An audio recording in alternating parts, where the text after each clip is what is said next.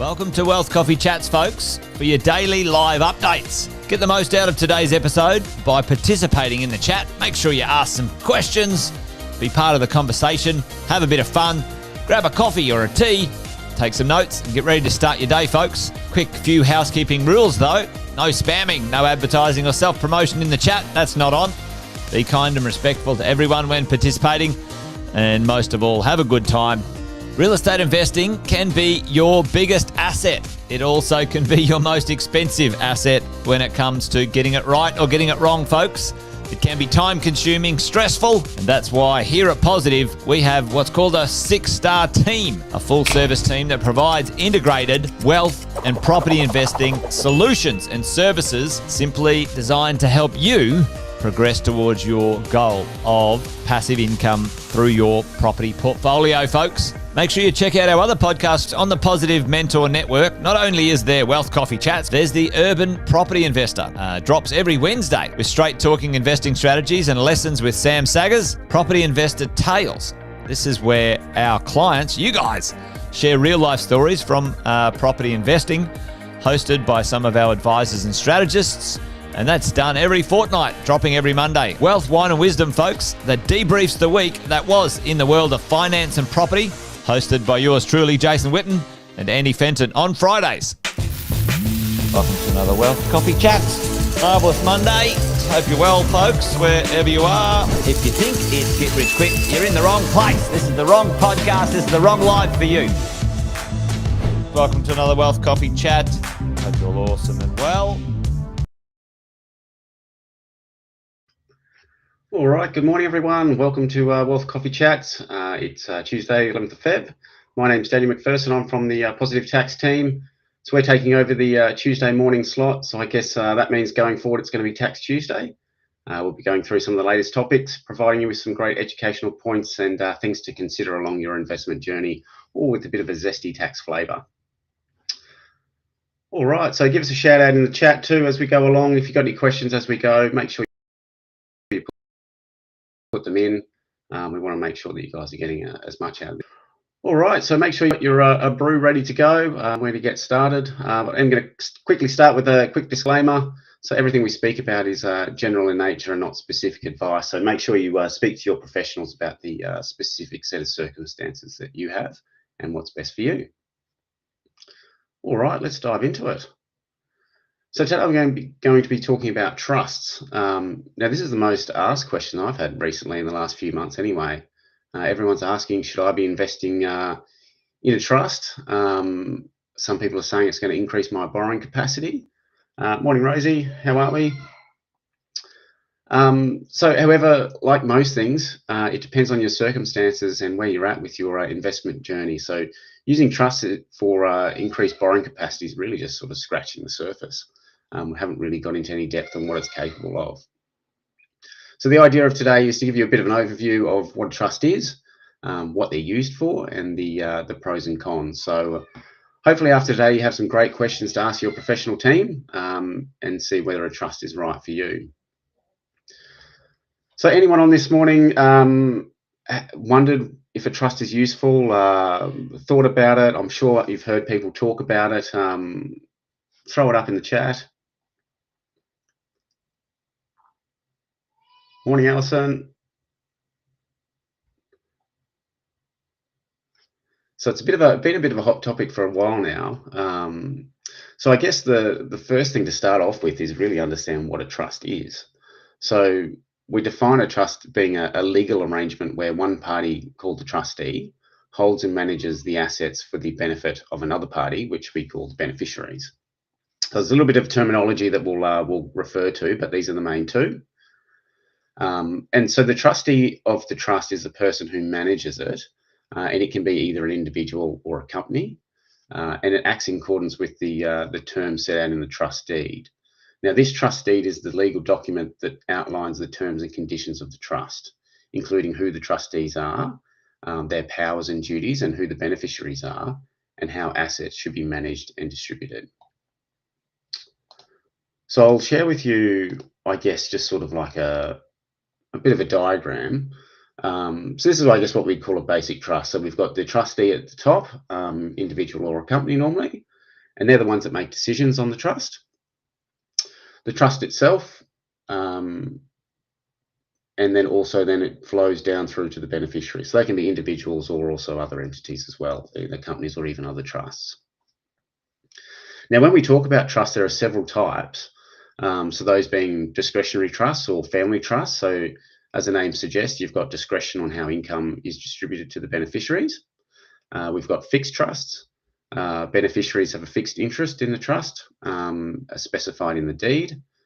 Unit trust. So this is a type of fixed trust where the beneficiaries hold units that represent a fixed portion of the trust. So that's similar to a company, I guess you'd say, in some respects. We have testamentary trusts. So these are established by will and coming into effect after a person's death. And then also superannuation trusts. So most of you will know about this as a self-managed super fund. So they're actually a type of trust. But for today, we're just going to focus on discretionary family trusts, as these make up more than 80% of trusts in Australia today. So that's what we'll focus on. So we might come back and refer to this at various points, just so you have a bit of an idea of what the flow through is.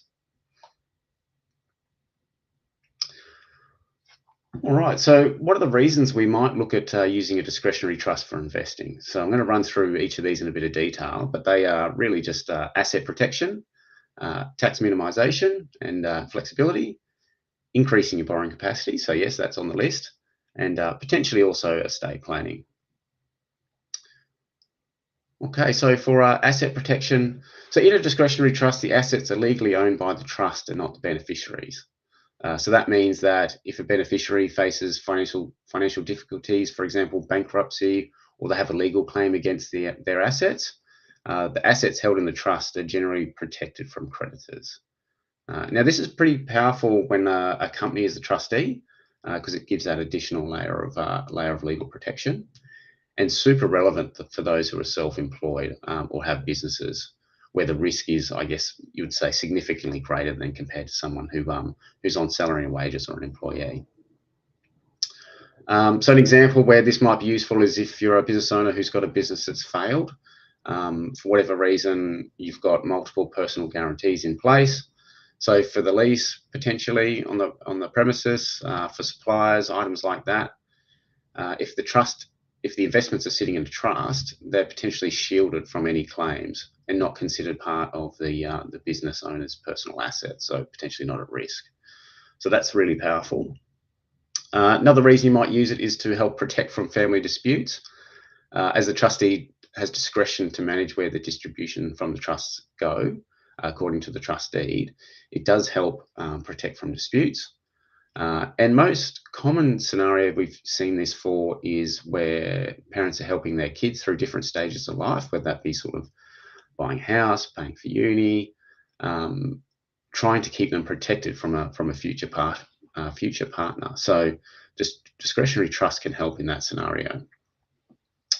One thing to note though, particularly where we have a couple that have a trust together with investments in there, the family court can see through this arrangement. So although there may be some legal separation between you and yourself, they may still end up in the pool of assets come a divorce settlement. So something maybe to note, we have seen that happen a fair bit recently as well.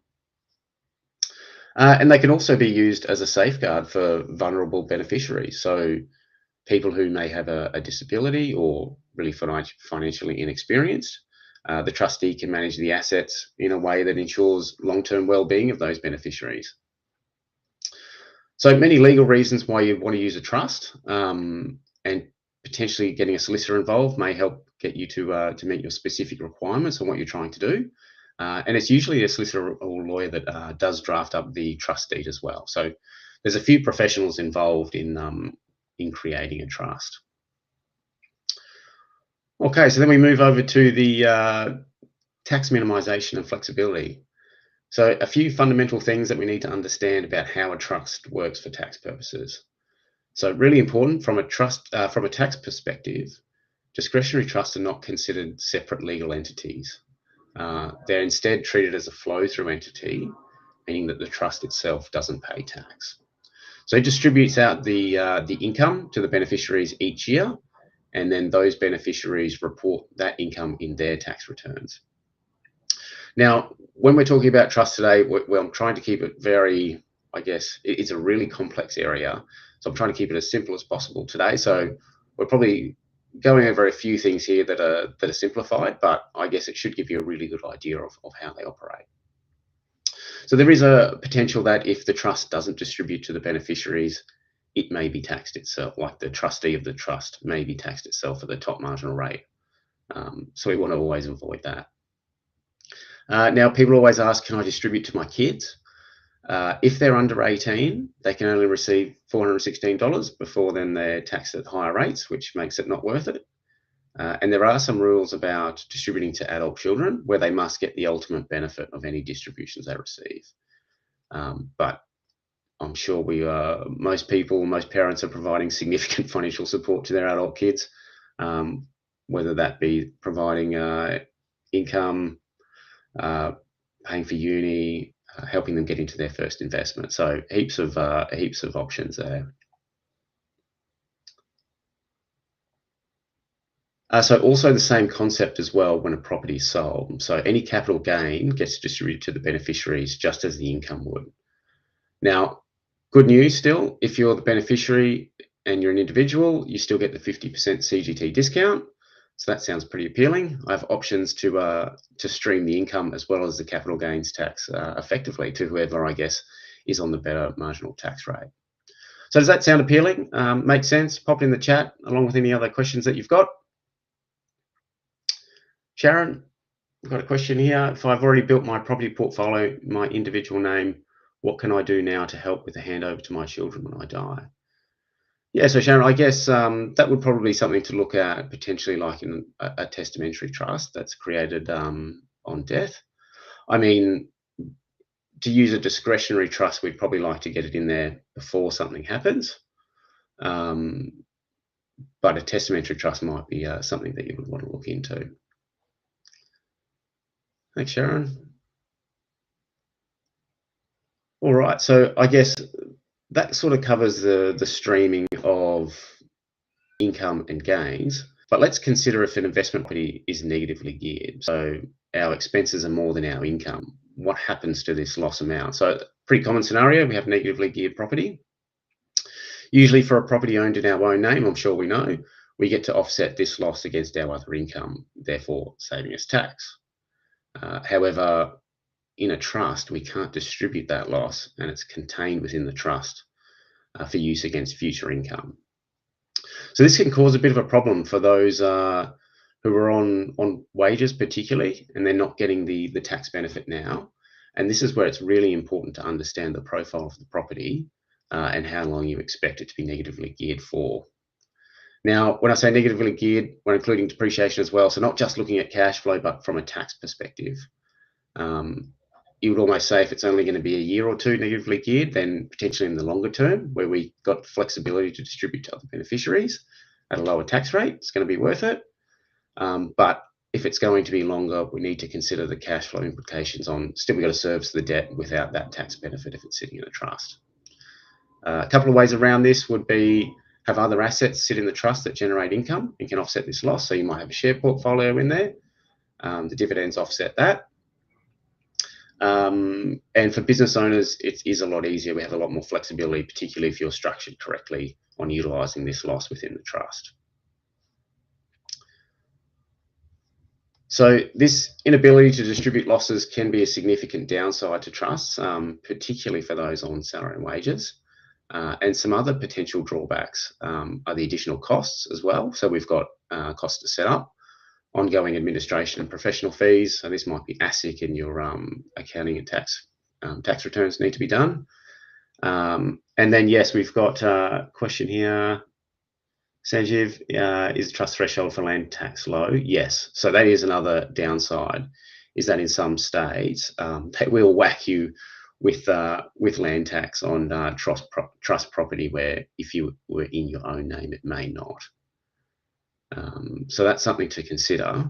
And all of these items need to be considered, I guess, when you're weighing up whether to go through a trust. So it's really a long-term decision, I guess. As we all know, the investment journey is a marathon, not a sprint. And making these decisions need to be, I guess, made with a long term in mind. A question from Courtney here: if you transfer a property from personal name into a trust, will that incur CGT? Unfortunately, yes, is going to be the answer most of the time. It's treated as basically a CGT event and a sale across. So basically a sale from you to the trust. So I guess you're going to have potentially realizing the gain, and then I guess also stamp duty on top of that. So, I mean, sometimes it might be the case where we do that, but other times it may not be worth the additional costs. Perfect. So we've gone through asset protection, tax minimisation, and flexibility. Now we come to increasing your borrowing capacity. Now, Kang did a Wealth Coffee Chat a couple of months ago on this, so make sure you go back and have a look. But in a nutshell, if the trust is neutral or positive, some lenders won't count this towards your borrowing against you personally. So, in effect, they're almost just basically forgetting that you've got that loan or that property. So that can be really powerful. I know we just went through a refinance on our residential stuff, and then our commercial stuff that's held in trusts, they don't even look at. So it does make it easier when it comes to getting the loan as well. So ultimately, if circumstances and strategy align, there are significant benefits of having a trust. It means being able to minimise tax through the holding period, potentially on the sale, and also giving you the legal protection as well, and potentially removing a bit of that borrowing cap that a lot of us are hitting at the moment. Perfect. All good. Thank you very much, everyone. Now we've got a email down below, so if you have any topics that you really want covered, make sure you send us an email with some suggestions. Thanks very much. Enjoy the rest of your Tuesday, and we'll talk to you next week. Thanks, guys. See ya. Thanks for watching another episode of Wealth Coffee Chat, folks. Make sure you like, subscribe, and turn on your notifications so you never miss a thing when we go live. Portfolio and investing game, folks, with Wealth Coffee Chats live every morning at 8:10 each weekday. Make sure you join us. Previous episodes are also available wherever you get your podcasts, folks, as well as our other podcasts from the 6 Star team here at positivementor.com.au.